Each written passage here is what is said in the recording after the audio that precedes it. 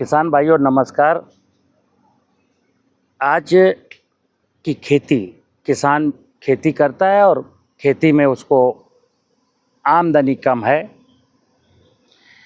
उस विषय को लेकर एक बात करता हूं आपके साथ कि देश में अधिकांश लोग मोनोकल्चर की ओर बढ़ रहे हैं। खेती का समग्र विज्ञान हम भूल गए और हम बाजार के लिए खेती करते हैं। कोई पूरा धान बोएगा, कोई पूरा आलू बोएगा, कोई पूरा कपास बोएगा, कहीं गन्ना हो रहा है। मोनोकल्चर, इसको कहते हैं मोनोकल्चर। इसमें धान और गेहूं की खेती में नो डाउट, चाहे आपके पास 50 एकड़ ज़मीन क्यों ना हो, लेकिन आप धनाढ्य नहीं बन पाएंगे, क्योंकि दो ही चीज़ें हैं। खरीफ में धान लगाएंगे, रबी में गेहूं लगाएंगे, भारी भरकम लागत लगेगी, ज़मीन के नीचे का पानी लूटेंगे। और धान गेहूं की खेती में क्या 70% पैसा जो है ना, जो आमदनी का है, वो बाजार चला जाता है। दूसरी चीज़ और मित्र, खेती का सूत्र है कि खेती के बारे में कहा गया है कि हम अपनी ज़रूरतों के हिसाब से खेती करें। हमको रोटी खाना है तो थोड़ा सा खरीफ के मौसम में ज्वार बाजरा होना चाहिए, रबी में जौ गेहूं होना चाहिए। हमको दालें खानी है तो खरीफ में उर्द मूंग अरहर होना चाहिए, और रबी का सीज़न आएगा तो चना मटर मसूर होना चाहिए। हमको तेल की ज़रूरत है तो खरीफ में तिल होना चाहिए, मूंगफली होना चाहिए, सोयाबीन होना चाहिए, और जब रबी में चले जाएंगे तो हमको सरसों होना चाहिए। हमको सब्जी की भी ज़रूरत है, तो अगर हम थोड़ा सा एरिया सब्जी का 2-4 बिस्वा लगाएंगे तो हमको सब्जियां भी नहीं खरीदनी पड़ेंगी। 2-4, 10-15 पेड़ अगर आंवले का, अमरूद का, कटहल का और इसका है फलदार पौधे हैं तो हमारे परिवार को कभी फल भी मिल जाएंगे। और अगर गाय भैंस है तो हमको दूध भी मिल जाएगा। आज मैं आपको एक ये सहजन का पेड़ दिखाता हूँ। एक ये सहजन का पेड़ है। साउथ इंडिया में इसकी बहुत डिमांड है, और अगर ये अप्रैल के महीने में आज भी आ रहा है, ये आम कंज्यूमर को 40 रुपए किलो से तो कम कभी मिलता ही नहीं। और बाज़ार में थोक की वैल्यू में सहजन बिकता है 20 रुपये किलो, थोक के भाव। ये पेड़ अभी 2 साल का है, सिर्फ 2 साल का पेड़ है। पिछले साल इसमें 2.5-3 किलो फलियां आई। इस साल इसमें करीब 10-12 किलो फली आएगी। इसके साथ क्या है कि फली लेने के बाद इसको काट देते हैं। फली जैसे ही मिल गई, हमने उसको काट दिया, फिर ब्रांचिंग होगी, फिर पेड़ बड़ा होगा।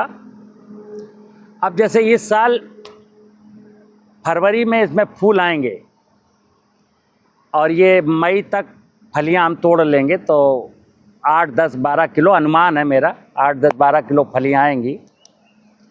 फिर इसको काट देंगे। तीसरे साल से मिनिमम एक पेड़ से 30 किलो, 35 किलो, 40 किलो तक फली आएंगी। अब अगर हम 25 किलो फली भी मान लें तो 25 किलो फली का मतलब हुआ पूरे 500 रुपये। सहजन लगाना कितना दूर पर है? पेड़ से पेड़ की दूरी 12 फुट, और लाइन से लाइन की दूरी 12 फुट, और पेड़ से पेड़ की दूरी केवल 6 फुट। 1 एकड़ एरिया में करीब आपके 600-700 पेड़ लग जाएंगे। तो ये आर्थिक है। लेकिन मैं एक चीज़ कहता हूँ, अगर देश का हर किसान सहजन लगाएगा तो क्या होगा? फिर ये 2 रुपया किलो भी नहीं बिकेगा। ये भी ध्यान रखना है हमको। कई किसान ऐसे हैं जो राजस्थान में, जहाँ पर पानी सिंचाई के साधन कम है, बारिश कम बरसती है, वो बेचारे बारिश के सीजन में केवल बाजरी और उर्द और तिल वगैरह ले पाते, रबी में कोई खेती नहीं करते। एक पेड़ होता है सुबबूल का, बिल्कुल ऐसे ही है। और इस पेड़ को कोई पानी नहीं चाहिए, कोई फर्टिलाइजर नहीं चाहिए, कोई पानी नहीं चाहिए। बारिश के समय एक बार लगा दीजिए, चाहे जितना सूखा पड़े, ये पेड़ कभी नहीं सूखेगा। सेम टू सेम सुबबूल का पेड़ है। अब 2 एकड़ का किसान है, बेचारा परेशान है रोजी रोटी के लिए, लागत इतनी ज़्यादा है, उर्द बोया है, बाजरी बोया है। मैं ऐसे किसानों से कहता हूँ तुम कुछ ना करो, तुम केवल पूरे खेत में सुबबूल बो दो, और सुबबूल 1 साल में ही वो 15 फुट की हाइट प्राप्त कर लेता है, इतना मोटा हो जाता है 1 ही साल में। और तुम केवल बकरियां पाल लो,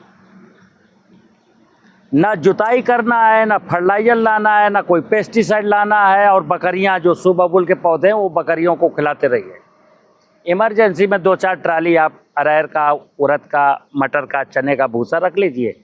जब सुबबूल से खाना ना मिल पाए, कम हो जाए, तो वो खाना खिला दीजिए। 2 एकड़ ज़मीन में अगर 20 बकरियां भी पालते हो और 15, 16, 17 बकरियां हर साल बेचते हो तो हो गया 3, 4, 5 लाख का धंधा। खेती मित्र परिस्थितियों को ध्यान में रख करके होती है।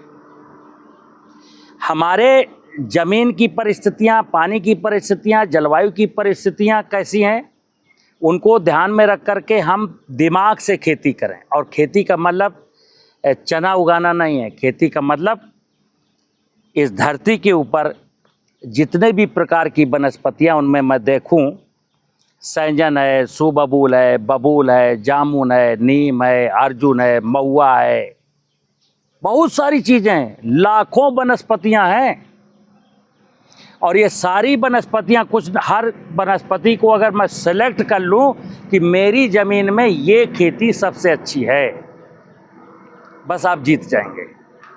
अभी क्या मित्र, पानी का अभाव है, किसान ने धान बोया, ट्यूबवेल से पानी लगा रहा है, मतलब बारिश इतनी नहीं हो रही कि धान पैदा हो जाए, लेकिन वो 150 फुट से 200 फुट से नीचे से पानी निकाल रहा। क्या है, भूगर्भ जल का दोहन कर रहा है। और मिट्टी की भी सामर्थ्य नहीं थी कि धान पैदा कर सके, इसलिए फर्टिलाइजर, डीएपी, जिंक, जाइम डाल रहा है। फिर यही किसान गेहूँ बोएगा, फिर भी पानी निकालेगा, फिर भी पेस्टिसाइड डालेगा, फर्टिलाइजर डालेगा। कई बार मैं कहता हूँ कि धान गेहूँ 2 फसलें ऐसी हैं जो हमारे भारत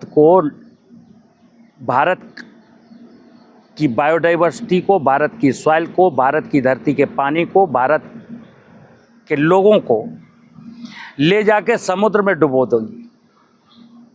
क्योंकि ये धान गेहूँ वहीं बोना चाहिए, जैसे जहाँ पर जिन ज़मीनों में जीवांश कार्बन 0.6-0.7 से ऊपर है, वहाँ गेहूँ बोइए आप। जहाँ पर नहरों की सिंचाई का साधन है, वहाँ गेहूँ बोइए। जहाँ पर बरसात में पानी भर जाता, वहाँ धान लगाइए। अब हम जहाँ वाटर लेवल चला गया 300 फुट, वहाँ भी धान की खेती कर रहे हैं, वहाँ भी गेहूँ की खेती कर रहे हैं। एक दिन आएगा आप प्यास से मर जाएंगे।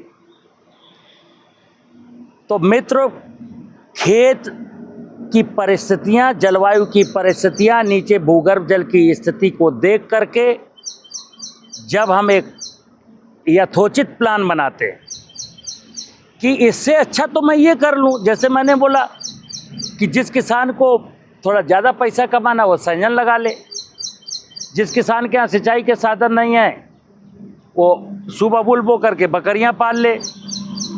और नहीं तो ये बताया कि आपको ज़्यादा लागत नहीं लगानी है तो खेत में आप जो घासें खड़ी हैं उनसे पार्थीनियम जैसे कुछ घासें गाय भैंस नहीं खाती हैं, उनको उखाड़ के फेंक दीजिए, शेष घासों को उगने दीजिए और पशुपालन करिए।